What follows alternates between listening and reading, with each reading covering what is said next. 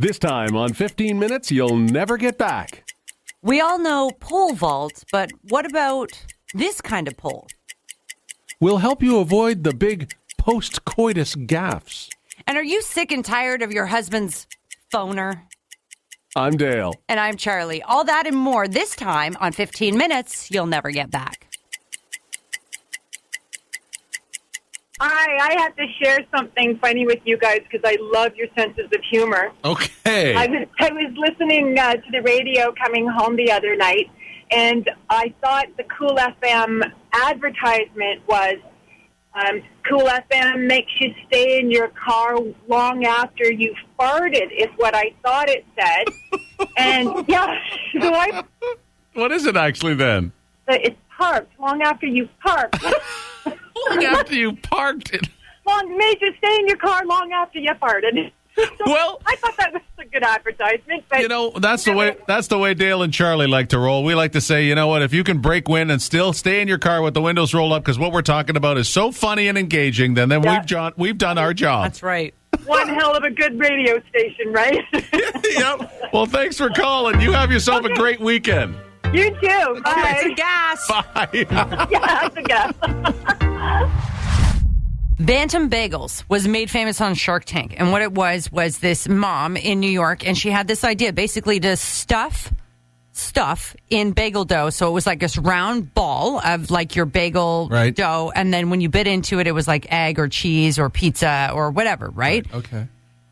So she made a fortune, and within 5 years ended up selling this little company, which is also now being marketed through Starbucks for like $34 million. Like, the concept is so simple. You stuff crap in a round ball, and people buy it. It's Pizza Pops, just a different shape. Yeah, but it's a perfect round, just slightly smaller than a tennis ball. Okay. Which leads me to believe that there is room for us to also profit, because clearly anything shaped as balls, anything put in a ball works. There's just no way to say this properly. So what I'm thinking, if I can figure out how, and I made it once and it was an epic fail, but if I can figure out how to perfectly make round spaghetti balls, I think we got ourselves $1 million idea. $1 million idea. Spaghetti balls. Spag balls. Like, okay, meatballs have been done. Blah. Even, what other kind of balls can we make? Bruschetta balls. Oh, dude. With the tomato and the onion and the garlic. Bruschetta balls. Well, that's a good one, too. Yeah. See, that would work. Lasagna balls. That sounds rather regal. Ah, the 5 burning rings. Welcome to the games of the Olympiad, you say. Did you ever want to be in the Olympics? Well, I've got the body of an athlete. You know that. Me too. Here's something that maybe I could compete in if it happens. Pole dancing. Pole dancing? Pole dancing might become an Olympic sport. So, hold on, wait, it gets better. So, we know, like, pole dancing has become very popular, right? At first, it was very trendy, and let's face it, like, it's really fun to watch. Like, when you see people epically fail. Guys have known that for years.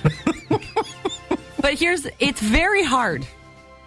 Like, the dancing. Yep. The sport requires having a solid core, strong glutes. Right. You know, big arms. Like it is strenuous. I know. It's kind of comparable to gymnastics, I would say, except the pole is vertical and not horizontal.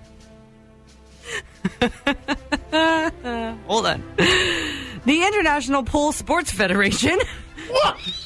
The International Pole Sports Federation? There's an acronym. The IPSF is setting the way to be recognized as an Olympic sport. So much, in fact, that the Global Association of International Sports has confirmed that they will be observing this technique of pole dancing to see if it does qualify in the upcoming years. Now, it's important to note that poles have been in the Olympics for a while. Of course, ever since Poland was country. I was referring to pole vaulting. I gotcha. Right. that's been around since like 1896. True, okay. The first modern Olympics in Athens. Okay. So it's kind of like taking that original pole vault and just mounting it. Changing it around.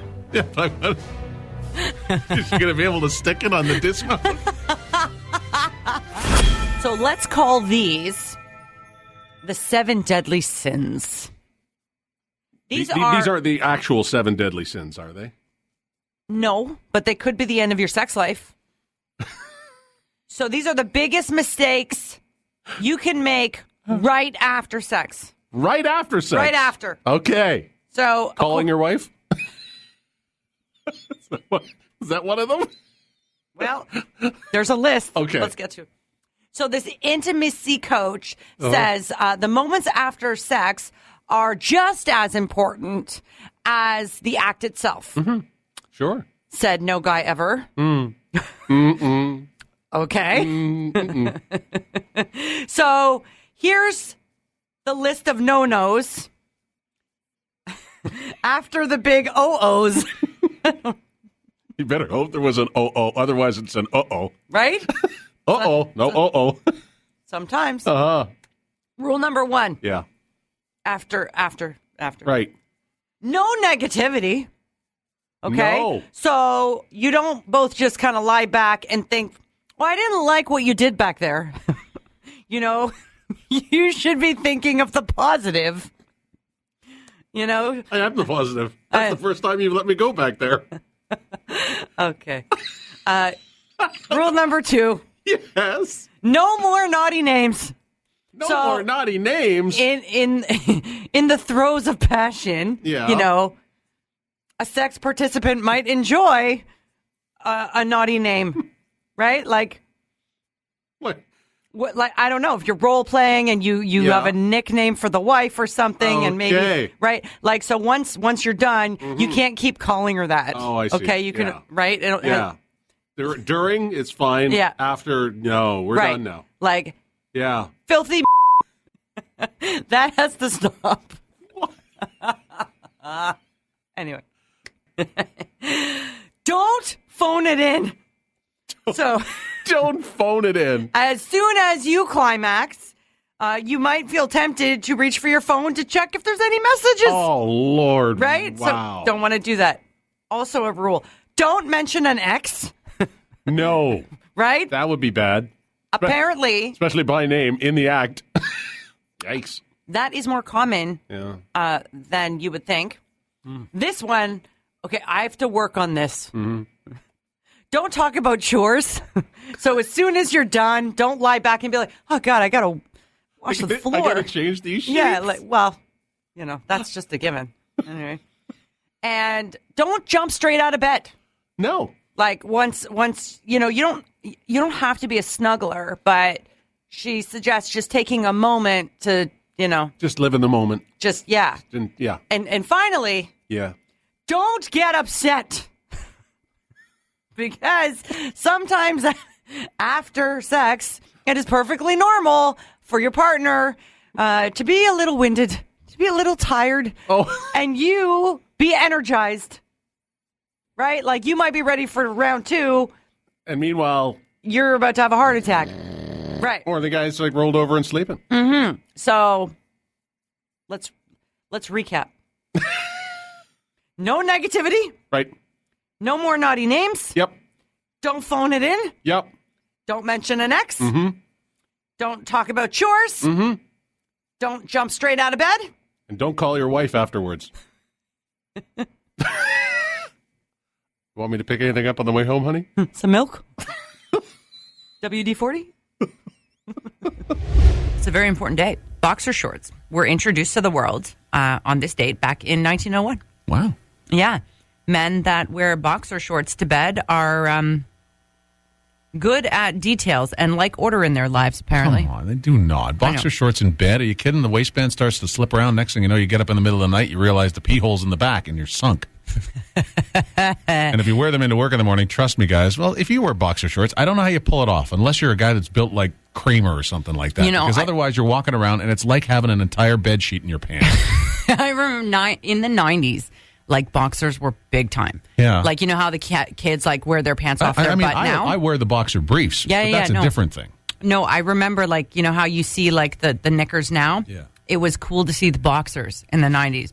But anyway. Uncomfortable. My son wants to be Captain Underpants. Captain Boxer Underpants? Well, no, just Captain Underpants. Okay, good. That's acceptable. Because the school has strict rules on what you can and cannot be for Halloween. Yep. I mean, this is one of the few schools that allows dress up. Okay. So he's like, Mom, he goes, Mom, can I borrow some of your knickers? He's going to be Captain Panty then. Captain Thong. Believe it or not, people would rather sleep than canoodle. It's a new poll that found 70% of people agreed that sleep was better than the other thing. I'll tell you what, if you're catching people early in the morning, depending on the time you're doing the polling, I think the results will speak for themselves, because at this time of day, sometimes people are like, you know what? I sure would like a little bit more sleep. Okay, fine. I'm sure they're not polling people at 8:30 on a Tuesday. But why the switch? Why are people more? Technology. What? Apparently it's more stimulating. Millennials are the generation holding out the longest, in fact. People are, in fact, going to bed together, but they're on their devices. Right. People in their 60s are having the most sheet time compared to any other generation. There you go. I'm really worried for everybody's health. Okay, we need to do something. What do we need to do? I'm sure you'll think of something. Honey, are you coming to bed? Just a minute. I got to send a couple more emails. Tired of your hubby always having a phoner? Has canoodle become can't noodle these days? Too tired to tango? Are you dragging it instead of shagging it? Then you need Shaggies, the all-new natural remedy that turns bedtime back to fun time. It's the once-a-day supplement that puts the spark back in your Sparky. We asked this medical expert for his opinion. I told you, I'm not a medical expert. Shaggies, recommended by 4 out of 5 professionals we asked. Just not that one. Shaggies, put the woohoo back in you-know-who. Shaggies, it'll be the only thing you get once a day. So have you ever been standing in an elevator and you start hammering on that closed door button? Oh, because sometimes it just seems to take forever. And, sometimes you just want to be alone and with there's your people thoughts. walking down the hallway and they kind of look shifty and it's like, oh, I don't want to share the elevator with that guy. Turns out, Yeah. the closed door button doesn't actually do anything. What? Doesn't work. This, according to the director of the National Elevator Industry Trade Group. So those buttons used to work, but after there was an act passed in the States, it was the American Disabilities Act in 1990, the elevator manufacturers had to disable them to make sure there was enough time for people in wheelchairs or maybe walking with canes to be able to get into the elevator. If there's a gentleman coming into the elevator and he's got like a walker and you're reaching over to hit the closed door button, you're pretty You much... can't say somebody's never done that.